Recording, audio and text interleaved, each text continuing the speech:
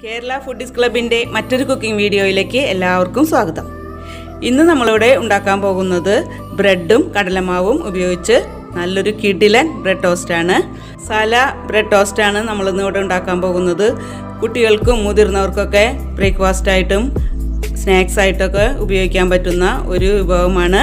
വീഡിയോയിലേക്ക് കടക്കുന്നതിന് മുമ്പായി നിങ്ങൾ ആദ്യമായിട്ടാണ് ഈ ചാനൽ കാണുന്നതെങ്കിൽ ഒന്ന് സബ്സ്ക്രൈബ് ചെയ്യണം.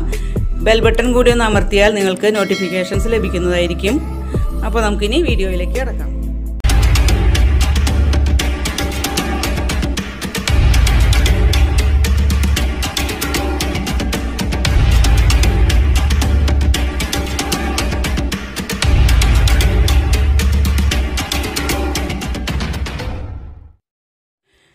അതിനായിട്ട് ഞാനിവിടെ എടുത്തിരിക്കുന്നത് 5 പീസ് ബ്രെഡാണ്. സാധാരണ വൈറ്റ് ബ്രെഡ് മൈദ കൊണ്ടുണ്ടാക്കിയ സാധാരണ ബ്രെഡ്. അത് ഞാനിങ്ങനെ ട്രയാങ്കിൾ ഷേപ്പിൽ കട്ട് ചെയ്തെടുത്തിട്ടുണ്ട്.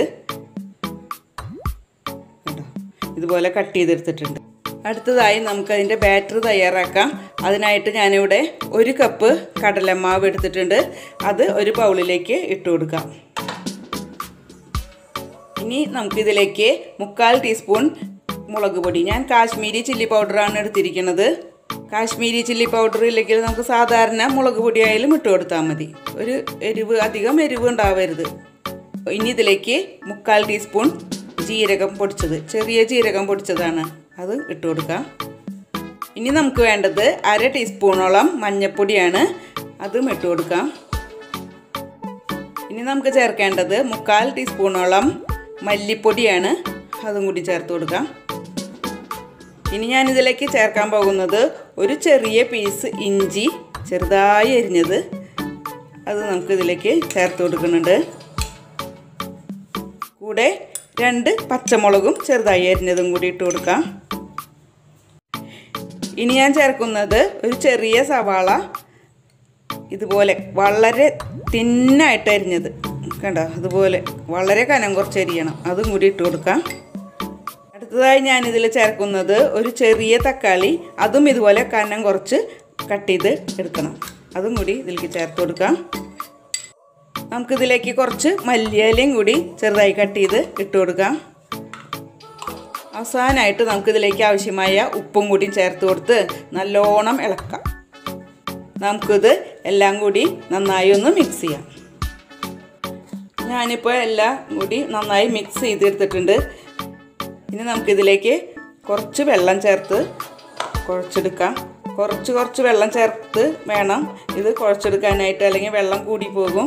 ഇതിൻ്റെ ബാറ്റർ ഇപ്പോൾ ശരിയായിട്ടുണ്ട്. ഇങ്ങനെ ദോശമാവിൻ്റെ പാകത്തിന് നമുക്ക് ഇതുപോലെ ഇത്രയും വെള്ളം ചേർത്ത് വേണം എടുക്കാനായിട്ട്.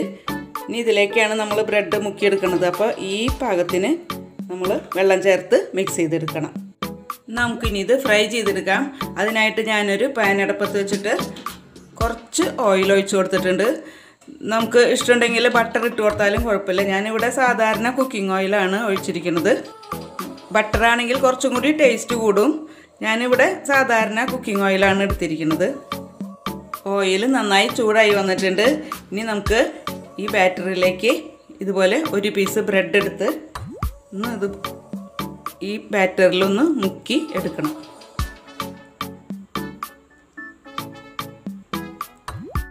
ഇനി നമുക്ക് ഇതിലേക്ക് ഈ പാനിലേക്ക് ഇട്ട് കൊടുക്കാം. ഇതുപോലെ ഓരോ പീസും ഇതുപോലെ ഇട്ട് കൊടുക്കണം. ബ്രെഡ് പീസിൻ്റെ എല്ലാ വശത്തും ഇതുപോലെ മസാല പിടിക്കണം. അതേ പാകത്തിന് വേണം നമുക്ക് മുക്കിയെടുക്കാനായിട്ട്. തീ ലോ ഫ്ലെയിമിലായിരിക്കാൻ പ്രത്യേകം ശ്രദ്ധിക്കണം, അല്ലെങ്കിൽ പെട്ടെന്ന് കരിഞ്ഞു പോകും. കരിഞ്ഞു പോകാതെ നോക്കണം. ഇതിൻ്റെ മസാല എല്ലാ ഭാഗത്തും ഒന്നും ആയില്ലെങ്കിൽ കുറേശ്ശെ നമുക്ക് മുകളിൽ ഒന്ന് ഇതുപോലെ സ്പ്രെഡ് ചെയ്ത് കൊടുക്കാം. മസാല നമുക്ക് സ്പൂൺ വെച്ച് ഇതിൻ്റെ മുകളിലേക്ക് ഇട്ട് കൊടുക്കാം.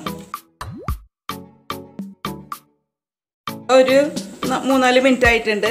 നമുക്കിനി ഇതൊന്ന് പതുക്കെ മറിച്ചിട്ട് കൊടുക്കാം.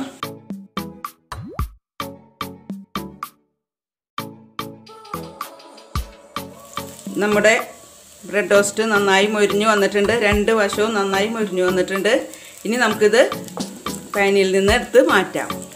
ഇനി ബാക്കിയുള്ള പീസും ഇതുപോലെ തന്നെ ഫ്രൈ ചെയ്തെടുക്കാം.